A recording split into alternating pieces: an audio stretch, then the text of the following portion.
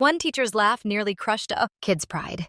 But the truth walked in. Wearing a NASA badge, you ever have a set soul moment that just hangs in the air like a bad smell. Something said that instantly. Shifts the energy in a room. That's exactly what happened at Prescott Elementary, right there in Miss Worthington's third grade classroom in Chandler, Arizona. It was career week 1 of those annual things where kids sit cross-legged on a reading rug while parents parade in holding up props like stethoscopes, hard hats, or laptops. Some kids beamed with pride.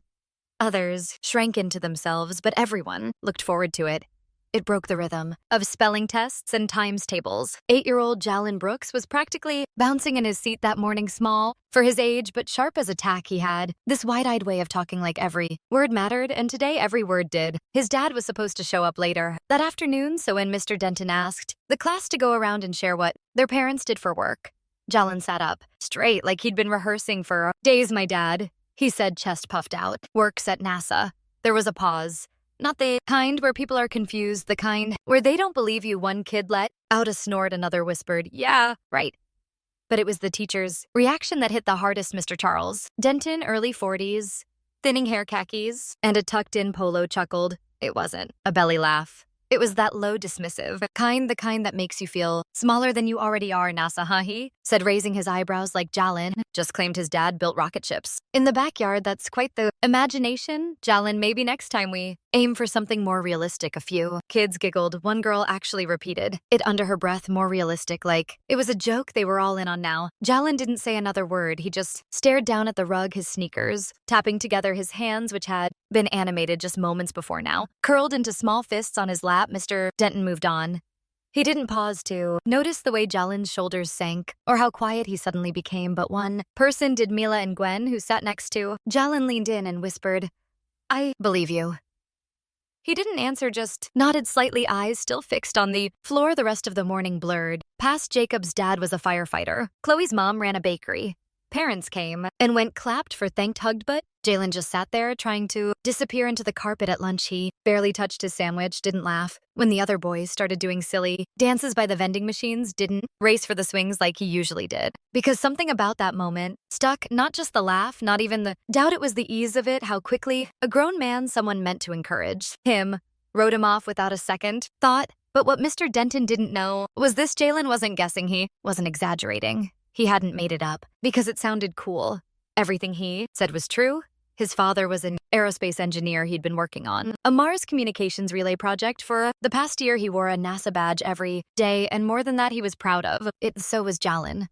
But in that moment, none of it mattered, because to the person standing at the front of the room, the idea of that kind of man being his father just didn't seem possible. But the day wasn't over yet, and someone was about to walk into that classroom and change everything. 3 days before career week, Jalen was in the garage with his dad, helping clean out bins of old cables and wires. Well, mostly just watching. He sat on an overturned milk crate with a Capri Sun in one hand and a question ready every 2 minutes. Wait, so the rover has to wait how long to send a message back to Earth? Dr. Kelvin Brooks didn't even look up from the tangle of wiring in his hands, depending on where Mars is. In orbit, anywhere from 5 to 20 minutes. Jalen's eyes widened, so it's like texting someone with really bad service. Kelvin laughed. Exactly like that. Space has terrible Wi-Fi. That was Jalen's favorite kind of time.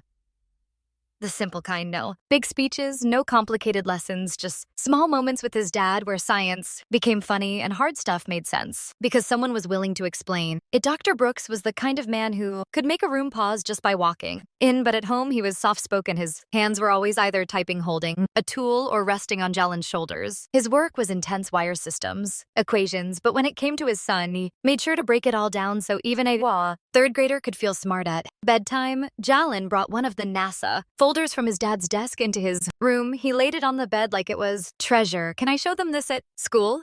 he asked. Kelvin looked at the folder. "I don't think I'm allowed to bring classified stuff into show and tell Buddy, not even one little page." Kelvin sat down beside him.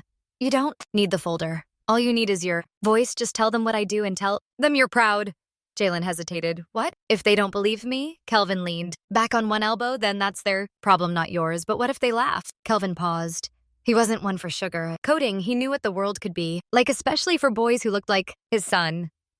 "If they laugh," he said, "you keep your head up and remember that the truth don't need applause, it just needs to be said." Jalen nodded slowly. He didn't fully get it, but he trusted it. That night, He wrote down everything he wanted. To say during career week, he scribbled words like orbit spacecraft and Mars. Relay and bubble letters drew a picture of his dad holding Earth in one hand and a satellite in the other. He couldn't wait to tell his class, couldn't wait to finally show them who his dad really was. He even practiced it in front of the bathroom mirror the morning of pointed, like his dad did when he explained how things worked, even threw in a joke about space Wi-Fi, but none of that mattered. The moment Mr. Denton laughed, and at lunch that day back at school, Jalen didn't tell anyone what he had prepared. He ripped up the picture before recess, crumpled it, and shoved it into the bottom of his backpack.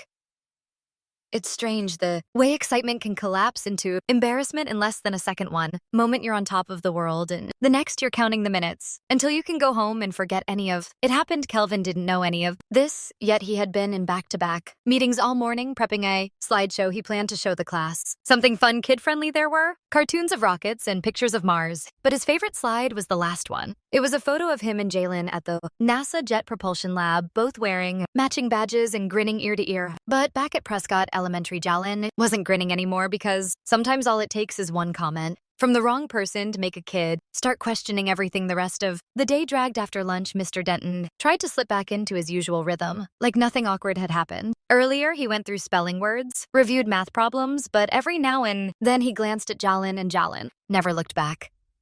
Jalen wasn't pouting. He wasn't crying. He just went quiet in a way that didn't belong to someone his age, like something in him had shut off. For the day, Mila noticed, so did a couple of other kids, but nobody said anything. Maybe they didn't know how career presentations were scheduled for the last hour of the day, so as 1:30 rolled around, Mr. Denton started lining the desks up in rows, moving the whiteboard easel to the front. The parents would wait outside the classroom and be called. In one by one, Jalen watched the clock more than he watched the presentations. First came Chloe's mom, who brought in cupcakes and handed out little cookie-shaped business cards from her bakery. Then Thomas's uncle, a mechanic, showed up with a tire pressure gauge and passed it around the room like it was treasure. Kids clapped, laughed, asked questions, and all Jalen could do was sit in his seat, palms, sweaty knees, bouncing, hoping, begging, praying that his dad didn't get stuck in traffic or forget or cancel, because if Mr. Denton saw him walk in wearing a real NASA badge, maybe he'd finally understand. But underneath all that hope was doubt, that ugly kind that doesn't ask questions, it just whispers things that hurt. What if he doesn't show up? What if Mr. Denton was right? What if my dad's not who I think he is? Jalen shook his head like he could knock the thoughts loose. Meanwhile, Mr. Denton stood near the door, clipboard in hand, occasionally stepping out to wave in the next parent. He was in his element again, smiling, leading, cracking safe little jokes, but something about him had shifted when he called on other kids. He glanced at Jalen once or twice. His jaw worked like he had something he wanted to say, but the words kept catching somewhere behind his teeth. Maybe he knew he had gone too far. Maybe it hit him when he saw how flat Jalen went after that comment, but he didn't apologize, not then. Instead, he just kept the show rolling. 15 minutes left. 4 parents to go. Jalen checked the door every few seconds now, waiting to see his dad's silhouette. The tie, the suit jacket, the slow, steady walk. He imagined it like a movie in his head, only now he wasn't so sure how it would end. All right, Mr. Denton said, glancing at his list. Up next, we have. He stopped mid-sentence because the door had already opened, and there he was. Dr. Kelvin Brooks stepped into the room in a navy blue blazer, white shirt, slacks, and that familiar NASA badge clipped just below his breast pocket. His hair was trimmed close, peppered at the temples. His eyes scanned the room once, then landed on his son. Jalen sat up so fast his chair made a noise against the tile. His mouth opened, but no sound came out. Kelvin gave a slight nod. No big smiles yet, just a calm, steady presence. Hello, he said loud enough for everyone to hear. I'm Dr. Brooks. I design spacecraft. And just like that, the room froze, not with laughter, not with confusion, with realization. But one person in that room wasn't ready to process what just happened, and he was standing at the front holding a clipboard he suddenly didn't want anymore. When Kelvin walked in the room, didn't explode into applause or gasps. No, one said a word that silenced, though it was loud. He didn't need to bring props or flashy visuals, just his voice, his presence, his badge, the fact that he existed in a space where most of those kids, and definitely Mr. Denton, didn't expect him to be. Mr. Denton blinked lips, parting slightly like he was about to speak but couldn't land on how Jalen was still staring, eyes wide, like he couldn't believe what he was seeing. And truth be told, part of him had started to believe his dad wouldn't come, not because he thought his dad didn't care, but because when somebody important doubts you, It messes with your head, especially when you're a kid, but Kelvin had shown up not just on time, he'd been early waiting just outside the door. He had heard every word from the hallway. He walked to the front of the classroom, slowly like he wasn't in a rush to prove anything. He looked over at Mr. Denton and gave him a polite nod, cool and measured. Then he turned to the class, so he said, "You guys learning about jobs today?" One kid raised his hand and asked, "Do you fly rockets?" Kelvin chuckled. "Not quite. I help build the systems that allow rockets to talk to us after they leave Earth. Think of it like this. Spacecraft need phones, and we build the phones." Another hand shot up like space. "iPhones," Kelvin grinned, sure, but with really bad reception that got a laugh. Even Jalen smiled. Kelvin clicked a button on the screen and showed a photo of the Mars Relay Project, a series of satellites in deep orbit.